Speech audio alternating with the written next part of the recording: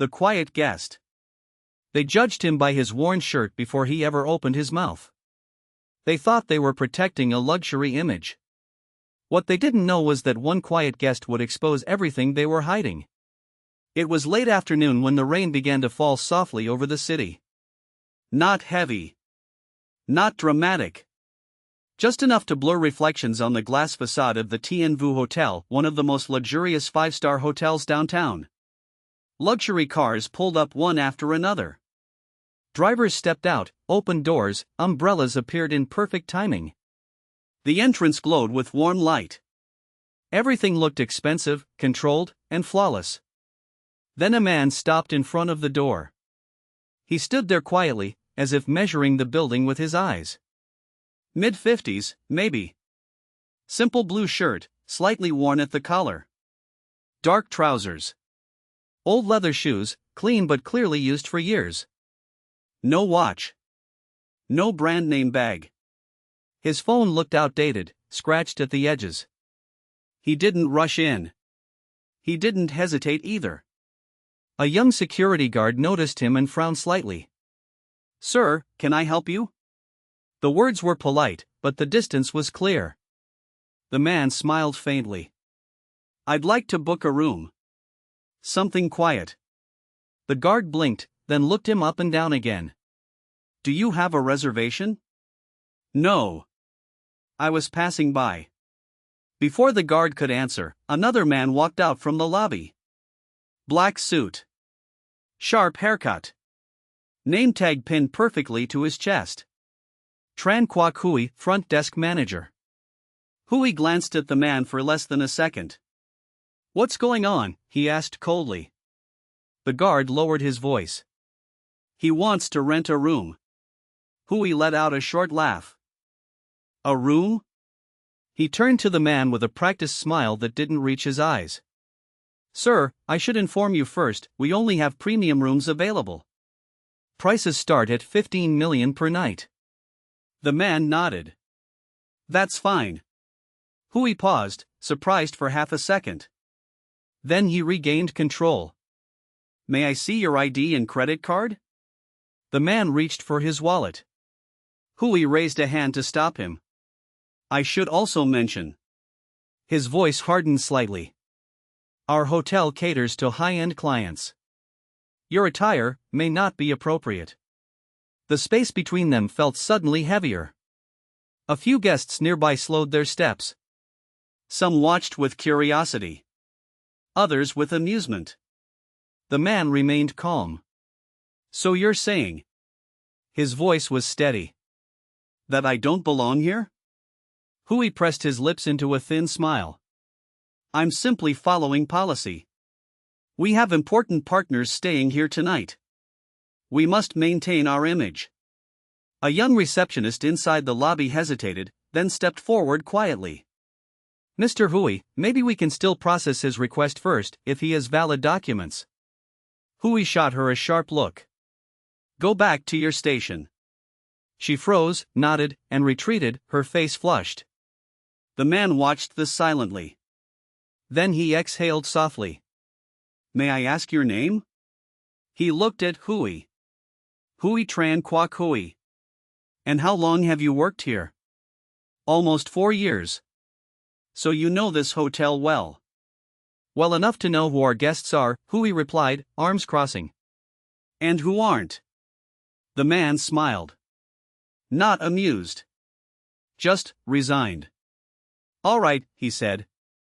"I won't make this difficult." He turned away from the red carpet and walked back into the rain. Behind him, Hui straightened his tie. The guard relaxed. Life continued. No one noticed the man stop under the awning across the street. No one saw him take out his phone. He typed one short message. "Begin internal inspection. Tien Vu Hotel. Tonight." That evening, the hotel was busier than ever. The lobby buzzed with voices, rolling suitcases, foreign languages mixing with laughter. A group of international guests checked in. Champagne glasses clinked. Hui stood confidently behind the desk, the incident from earlier completely forgotten. At exactly 8:15, the glass doors opened again. The same man walked in. Same clothes. Same calm expression. Hui looked up and frowned. "Sir, I already explained. I'm not here to book a room," the man said calmly. Hui smirked. "Then what exactly are you here for?" "I'm here to see the general manager." Several heads turned. Hui laughed out loud this time. "Do you have an appointment?" "No." "Then I'm afraid. Please call the chairman of the board." The laughter died instantly. Hui stared at him. "Are you joking?" "Not at all." Hui's jaw tightened. "Security," he snapped. "Please escort this man out." Two guards approached. One of them was Min, the same young guard from earlier. Min hesitated. "Mr. Hui, maybe." "Do it." Min stepped forward reluctantly. "Sir, I'm sorry." The man looked at him gently. "Your name is Min, right?" Min froze. "Yes, how did you?"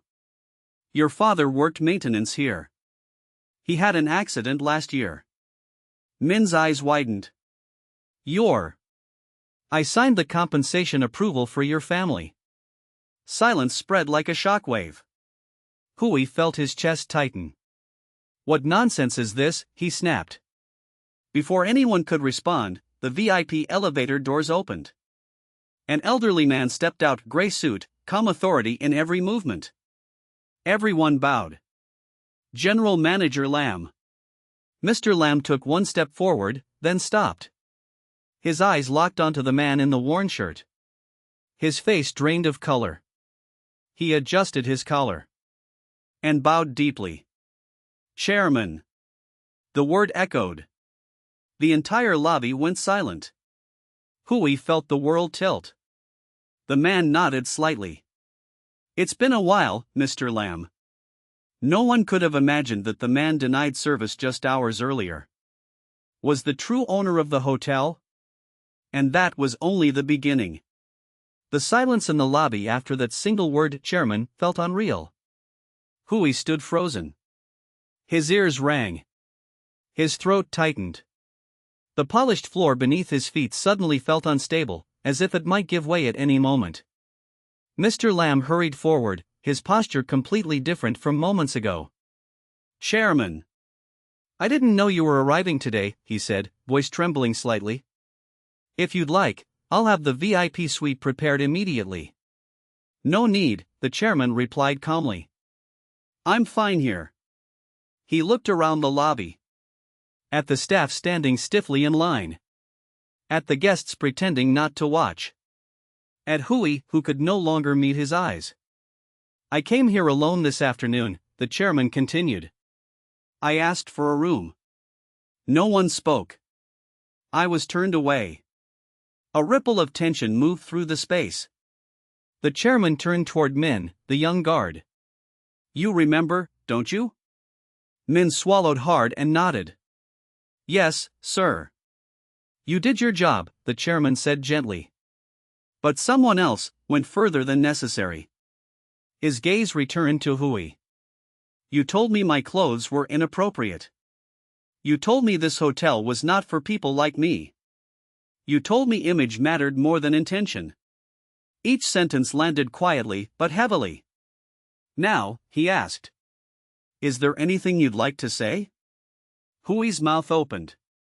Closed. I didn't know who you were. If I had known." "If you had known I was the chairman," the man interrupted softly, "you would have treated me differently?" Hui's face drained of color. "Then the problem was never me," the chairman said. "It was you." Hui bowed deeply. "I'm sorry. I made a mistake." "Apologize to the wrong people long enough," the chairman replied. "And you forget who truly deserves it." The general manager stepped in nervously. "Chairman, perhaps we should discuss this privately." "No," the chairman said. "This is exactly where it belongs." He turned to the young receptionist who had spoken earlier. What's your name? Lon, sir. You wanted to process my request this afternoon, he said. Why? She hesitated, then answered honestly. Because, a guest is a guest. The chairman nodded slowly. That's the answer this hotel has been missing. He turned back to Mr. Lamb. Tonight, I want a full review of front desk operations. Hiring practices. Complaint records. Mr. Lamb's phone vibrated repeatedly. He looked down and paled. Internal control is already on the way, he said quietly. Good, the chairman replied. I appreciate punctuality. Hui took a step back. Internal control? The chairman looked at him, not unkindly. Did you think silence meant approval? Moments later, 3 people in gray suits entered the lobby. Calm. Efficient. The woman leading them addressed Hui directly. Tran Kwok Hui. Yes. You are suspended pending internal investigation. Hui's knees nearly buckled. For what? Abuse of authority. Discriminatory conduct. Failure to report customer complaints. Mr. Lamb said nothing. As Hui was escorted away, the lobby remained quiet. The chairman exhaled softly. Now, he said, almost casually, I'd like to book a room. Lon stepped forward immediately. Of course, sir. A quiet one, he added. As the elevator doors closed, the lobby lights continued to glow, but something fundamental had shifted. And for Hui, the night had only just begun. The chairman stood by the window of the top floor room later that night. City lights stretched endlessly below him. He wasn't admiring the view. He was remembering. 15 years ago, he had stood in a similar room not as an owner, but as a desperate man who couldn't afford the night. A receptionist back then had said one simple sentence. Rest first. We'll figure it out tomorrow. That sentence had kept him in the city. Kept him alive. A knock came at the door. Chairman, Mr. Lamb said quietly. We have preliminary findings. The report was thick. 17 complaints over 4 years. All ignored. All linked to Hui. Why? The chairman asked. Mr. Lamb hesitated. He's related to a senior executive. The chairman nodded. And if I weren't who I am? What would have happened today? No one answered. Where's Lon? She's on night shift. Ask her to come up. Lon arrived nervously. How long have you worked here? 2 years. Why didn't you report what you saw? She lowered her eyes. Those who did were transferred. Or quit. The chairman studied her. Why did you stay? Because if everyone good leaves, she said quietly. Only people like him remain. The chairman smiled faintly. You'll lead training for new front desk staff starting tomorrow. Lon blinked. Me? You're qualified. After she left, the chairman turned to Mr. Lamb. Do you know why I didn't fire him? Mr. Lamb shook his head. Because firing ends the story, the chairman replied. I want him to live inside it. 3 months later, Hui wore a different uniform. Security assistant. Night shift. No authority. No title. Just long hours and silent doors. One rainy night, a woman with a small suitcase asked if she could enter through the back. Yes, Hui said, opening the door. She smiled gratefully. Something inside him shifted. 6 months later, changes were visible. Guests were greeted before being judged. Staff were trained to listen before deciding. Lon led with calm authority. Min gained confidence. And Hui learned humility. One night, a delivery driver soaked in rain asked for shelter. Come in, Hui said. It's raining. Lon watched silently. Later she asked. Would you have done that before? Hui shook his head. Then this, she said softly, is where change begins. 1 year later, the chairman returned quietly. He looked around the lobby. No tension. No fear. Anyone turned away lately, he asked. No, Lon replied. Anyone judged for how they look? No, Hui said. The chairman nodded. That's enough. Before leaving, he turned to Hui. You were never punished, he said. You were redirected. Hui bowed deeply. Outside, the glass doors closed gently. Inside, life continued. No one noticed. But everything had changed. The story didn't end when the chairman left the lobby that night. It never does. Because places don't change overnight. People do. Spring arrived quietly. The Tien Vu Hotel looked the same from the outside: glass walls, polished floors, controlled elegance. But inside, the rhythm had shifted. Slower where it used to rush. Gentler where it used to judge. Hui's new role had no fixed desk. Some days he stood by the entrance, watching how guests were greeted. Other days he walked the corridors, listening to staff complaints no one used to voice. Sometimes he sat with housekeeping during break time, sharing tea in silence. He learned something important. People don't change because they're told to. They change because someone finally sees them. One afternoon, a young couple entered the lobby. They looked nervous. Cheap luggage. Simple clothes. The kind of people who used to hesitate at the door. Lon noticed immediately. She stepped forward before they could turn back.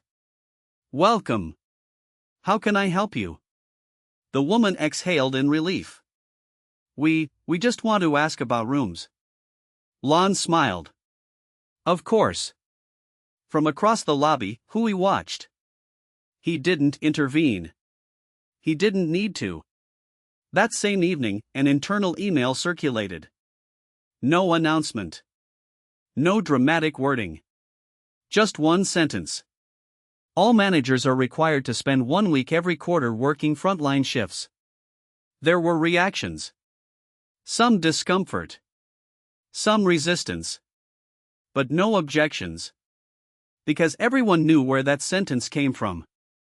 A week later, a man in a tailored suit stood behind the front desk. Mr. Lam. Former general manager. Now acting regional director and tonight, a trainee receptionist. He struggled. Not with the system. With himself. A guest snapped at him over a delayed room key. Mr. Lam stiffened. Before he could respond, Hui stepped closer. Let me handle this one, Hui said quietly. Mr. Lam nodded. Later, during break, Mr. Lam spoke. I didn't realize how hard this was, he admitted. Hui replied gently. That's because no one ever complained to you directly. Mr. Lam looked down. I should have listened earlier. Hui didn't argue. Some realizations arrive late but still count. Lan's promotion changed her days. More responsibility. More difficult decisions. One morning, she received a complaint. A VIP guest accused a junior staff member of disrespect. In the past, the outcome would have been automatic. This time, Lon listened to both sides. The staff member was right. The VIP was wrong. Lon apologized not for the mistake, but for the misunderstanding. The VIP left angry. Lon didn't chase him. That evening, Hui asked, Are you worried? Lon shook her head. If we lose guests because we're fair, then we're finally doing something right. A month later, feedback came in. The same VIP had returned. And stayed longer. The chairman watched all of this from a distance. He never interfered. Never sent praise. He believed silence was the truest test. Only once did he send a message, not to management, but to a private archive. Cultural shift confirmed. One rainy night, much like the first one. A man stood outside the glass doors. Mid-40s. Soaked jacket. Anxious eyes. Hui noticed him immediately. He opened the door before the man could knock. "Come in." The man hesitated. "I just want to ask." "Come in first," Hui repeated. "You're cold." The man stepped inside, stunned. "I thought." "I know," Hui said quietly. "So did I. Once." Later that night, Lan asked Hui something she'd been thinking about for a long time. "Do you think people like you change because of consequences?" Hui thought for a moment. "No," he said. "We change because consequences force us to see ourselves clearly." Another year passed. Tien Vu became known for something unusual. Not luxury, but dignity. Employees stayed longer. Guests returned more often. Not because it was perfect, but because it was human. On the anniversary of the incident, the chairman returned one last time. Not announced. Not expected. He stood in the lobby, unnoticed at first. Then Lan saw him. She didn't bow. She smiled. "Welcome back." The chairman smiled too. He walked around quietly. Watched interactions. Listened to tone. At the door, he found Hui. "Do you remember the first thing you said to me?" the chairman asked. Hui nodded. "Yes." "Do you remember the last thing I said to you that night?" "Yes." "What was it?" "Stand anywhere, with peace." The chairman nodded. "That," he said, "is all I ever wanted from this place." He left without ceremony. No one followed. That night, the lobby lights dimmed. Lan locked up after her shift. Hui stood by the door, watching the city breathe. "Do you think this will last?" Lan asked. Hui looked at the reflection in the glass. "It will," he said. "As long as someone stays at the door." Lan smiled. The door opened for a new guest. And closed gently behind them. Not as a barrier, but as a welcome. The final change didn't come with an announcement. It came quietly. One evening, close to closing time, a boy no older than 12 stood hesitating outside the glass doors of Tien Vu Hotel. His clothes were clean but cheap. His sneakers were worn thin at the soles. He kept stepping forward, then back. Hui noticed him immediately. He didn't rush over. Didn't stare. He simply opened the door. "Hey," Hui said gently. "Are you looking for someone?" The boy shook his head.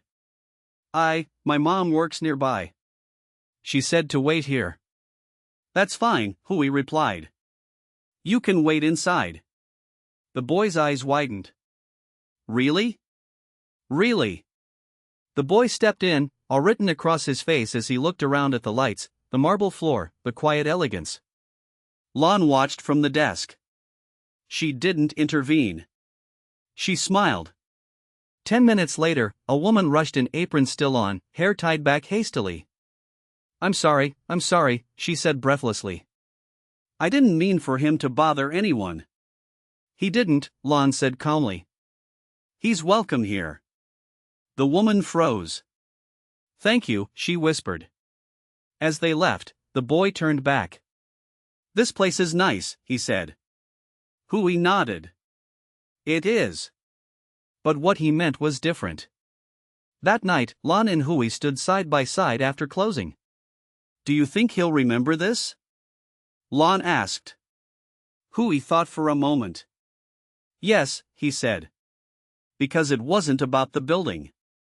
Lan smiled softly. Months later, Tien Vu received an award. Not for luxury. Not for design. For service culture. The press asked for interviews. They asked for speeches. The chairman declined all of it. He sent only one line in response. "Culture is not what you show. It's what happens when no one is watching." On a quiet afternoon, Lon found an old security log in the archive. The first entry, dated years ago, read: Guest allowed to stay overnight without payment. Approved verbally. No name. No title. Just handwriting. She closed the book gently. That evening, a man in a faded blue shirt walked past the hotel. He paused. Looked inside. Saw the door open. Saw people moving freely, without fear or judgment. He smiled just once and kept walking. No one noticed. And that was the point. Some stories don't end with applause. They end with doors that stay open. And people who finally know where they stand.